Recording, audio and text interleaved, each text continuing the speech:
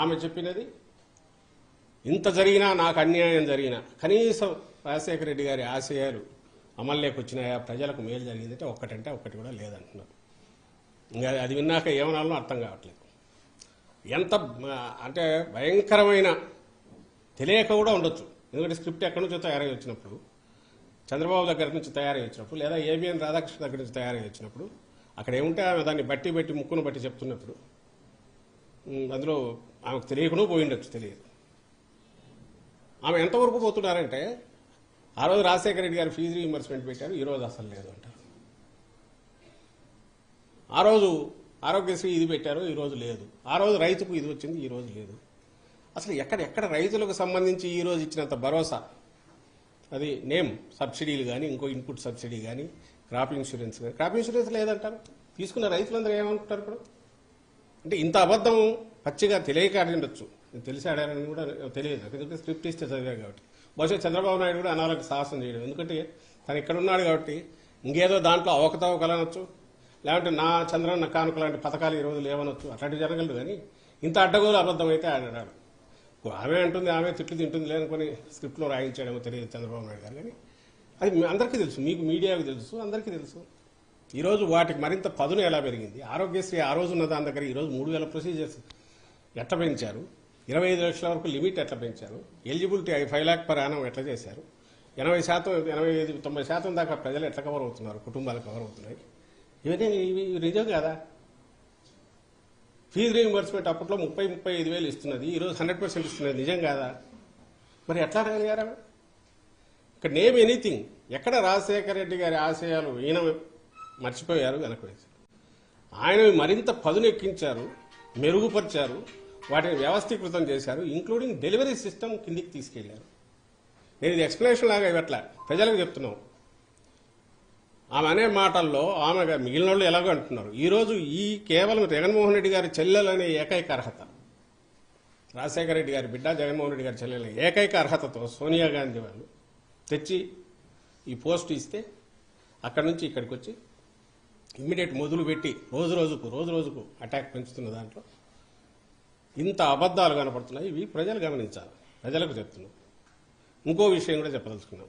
షర్మిలమ్మ గారికి సంబంధించినంత వరకు 2.5 ఏళ్ళు పార్టీ అక్కడ, నాకు తెలిసి 2.5 ఏళ్ళు తెలంగాణలో పెట్టినట్టున్నారు, వైఎస్ఆర్ తెలంగాణ పార్టీ. సరే, ఆ స్టేట్కి వెళ్ళారు, పార్టీ పెట్టారు. అప్పుడు చాలామంది అడిగారు, మీ కామెంట్ ఏంది, మీది ఇది అని. ఆమె she chose her path and అక్కడ ఏదైనా చేసినా we wish her all the best అని చెప్పాము. ఆమె ఏమైనా మంచి ఇదైతే మా వైఎస్ఆర్ కుటుంబ సభ్యురాలుగా, జగన్మోహన్ రెడ్డి గారి చెల్లెలుగా సక్సెస్ అయితే హ్యాపీగానే ఫీల్ అవుతాము. సరే, వాట్ ఎవర్ ద రీజన్స్, అది జర్నీ అయింది, సడన్గా కట్ అయింది.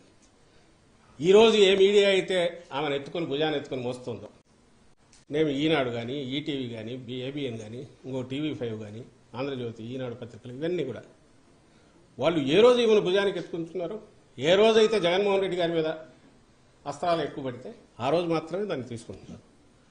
తెలంగాణలో గమనించండి, ఆమె అంత చేస్తే జగన్మోహన్ రెడ్డి గారు అన్నవి మాత్రమే హైలైట్ చేస్తారు. ఆఖరున కాంగ్రెస్ ఆమెను పొత్తు పెట్టుకోమని కానీ, నువ్వు పోటీ పెట్టొద్దని కానీ ఆమెను వచ్చి రిక్వెస్ట్ చేసింది లేదు. కనీసం 2nd రంగ్ 3rd రంగ్ లీడర్స్ అయినా ఆమెంతటా ఆమె స్వచ్ఛందంగా అనౌన్స్ చేసుకున్నారు.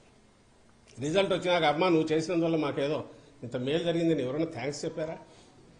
మరి ఆ సమయంలో ఎవరైనా ఈ పత్రిక, ఈ మీడియా ఎవరైనా పాపం ఈమె ఇంత కష్టపడింది, తను ఎంతో కొంత డెంటింగ్ చేయగలిగిన దేనికి మనం కాంగ్రెస్ పార్టీకి దాన్ని ప్రభావితం ఓట్లు కొన్ని చీల్చగలిగిన దీంట్లో ఉండి త్యాగం చేసిన ఆమె నాయకురాలు కాంగ్రెస్ గుర్తించలేదు. వాళ్ళేమని రాశారా? అసలు తెలంగాణలో ఇర్రెలవెంట్ ఎందుకు అయింది ఈమె? ఆ రోజు అక్కడ మొదలు పెట్టిన తిట్లు అందరికీ పడినట్టున్నాయి. ఆఖరికి ఇంక్లూడింగ్ ఆ కాంగ్రెస్ తిట్టారు. లాస్ట్లో అదే కాంగ్రెస్ దీనికి ఇది అయ్యారు. ఆ తర్వాత అక్కడ పార్టీ ఇది మూసేశారు. అక్కడి నుంచి ఇక్కడ తెలంగాణలో ఈమె నిజంగా కాంగ్రెస్ కోసం ఎందుకు తిరగలే? కాంగ్రెస్ పక్షాన టీఆర్ఎస్ నిరంకుశమైన దీన్ని ఇచ్చేయాలనుకున్నప్పుడు కాంగ్రెస్ పక్షాన్ని ఎందుకు తిరగలేదు? న్యాయమైన ఇది ఉంది అన్నప్పుడు కాంగ్రెస్ని తీసుకురావాలనుకున్న దాంట్లో తన రోల్ ఎందుకు ప్లే చేయలే? ఆ రోజు వాళ్ళు ఎందుకు అడగలే? ఓపెన్గానే వద్దు, మాకు వద్దు, ఇక్కడ ఉండాల్సిన అవసరం లేదు వాళ్ళు ఎందుకు చెప్పారు? చెప్తే ఎందుకు సహించారు ఈమె? ఈ మధ్య ఇటీవల కూడా అక్కడ ముఖ్యమంత్రి రేవంత్ రెడ్డి, ఆయన ఎవరో Radhakrishna open heart surgery, open heart అంటే open heart with Radhakrishna RK surgery అని వచ్చింది సార్. ఓపెన్ హార్ట్ విత్ ఆర్కేలో దాంట్లో మాట్లాడితే ఏమంటాడు, రాజశేఖర రెడ్డి గారు అప్పట్లో టీఆర్ఎస్ నుంచి మిగిలిన వాటి నుంచి వలసలను ప్రోత్సహించి డిఫెక్షన్స్ ప్రోత్సహించడం వల్ల ఇప్పుడు ప్రకృతి దాన్ని ఎట్లా కేర్ చేసుకోవాలని అట్లా తీసుకుంది. అర్థమేమండి అంటే ఆయన మరణించింది దానివల్లనే కదా, వేరే మీనింగ్ ఏమొస్తుంది నాకు అర్థం కావట్లేదు. ప్రకృతికి ఈ డిఫెక్షన్స్కి సంబంధం ఏముంది, ప్రకృతి ఎక్కడ వర్షం పడి ఆగుతుంది పంటన అయిపోవడానికి. మరి అన్నప్పుడు ఆ పార్టీలో కనీసం అలాంటి పార్టీలో ఈ రోజుకు అక్కడ ఉన్న ఒక వ్యక్తి, అందులో సాక్షాత్తు ముఖ్యమంత్రి, ఆ పార్టీ ముఖ్యమంత్రి అక్కడ అంటుంటే అసలు ఎట్లా దాని గురించి ఏమంటారు, ఎందుకు ఈ రియాక్షన్స్ ఎందుకు జరుగుతుంటే మీరు మాట్లాడాల్సినవి ఇవన్నీ ఉన్నాయి. షమ్లమ్మ గారు తన బిహేవియర్ దానికి సంబంధించి చెప్పాల్సినవి ఇవన్నీ ఉన్నాయి. అక్కడ నుంచి ఇక్కడికి రావడం ఇక్కడ మొదలుపెట్టారు. బహుశా ఈరోజు మాట్లాడిన దాంట్లో కూడా అవి ఏ స్టేట్లో ఉండాలనుకో మాట్లాడారో తెలియట్లా. ఏది వైఎస్ఆర్ గారి ఆశయాలు అవి అమలు కావట్లేదు, ఈ రాష్ట్రంలో అసలు పాలన అనేది సరిగా లేదు, సంక్షేమం లేదు, ప్రజల మేలు గురించి పట్టించుకోవట్లేదని ఎప్పుడైతే అన్నారో అది ఆమె ఆంధ్రప్రదేశ్లో ఉండి మాట్లాడుతున్నా అనుకున్నారో లేక తెలంగాణలో మాట్లాడుకున్నారో నాకైతే అర్థం కాదు. ఇంత డొల్లతనంతో అసంబద్ధతతో కూడిన వీటి గురించి ఎందుకు రెస్పాండ్ కావాల్సి వస్తాం ఏమాత్రం ఉందంటే కన్ఫ్యూజ్ అయ్యే అవకాశం ఉంటుంది ప్రజలు.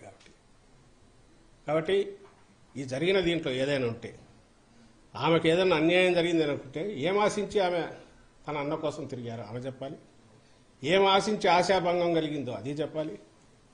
రాజకీయాలనేవి కేవలం పదవుల పంపకం కుటుంబంలో పంచుకోవడానికా, లేక అది ఒక పార్టీ అనేది హెల్దీగా ఉండాలంటే బ్రాడర్ డెమోక్రటిక్గా అందరూ ఇన్వాల్వ్ అయ్యి కుటుంబానికి అతీతంగా నడవాలన్నా ఏది ఆదర్శప్రాయమైంది మీరు మీడియా కూడా ఆలోచించాలి. ఈరోజు జగన్మోహన్ రెడ్డి గారు వేస్తున్న అడుగులు కానీ, పార్టీని నడుపుతున్న తీరు కానీ, ప్రభుత్వంలో కుటుంబానికి సంబంధించి పరిమితం చేయడం కానీ, ఎక్కడికక్కడ చేయడం అనేది అదే ఆదర్శప్రాయమైంది. ప్రజలు ఎన్నుకున్నది రాజకీయ పార్టీని, ఆ పార్టీ నాయకుడిగా అధినేతగా జగన్మోహన్ రెడ్డి గారి ఆలోచనలు నచ్చాయి.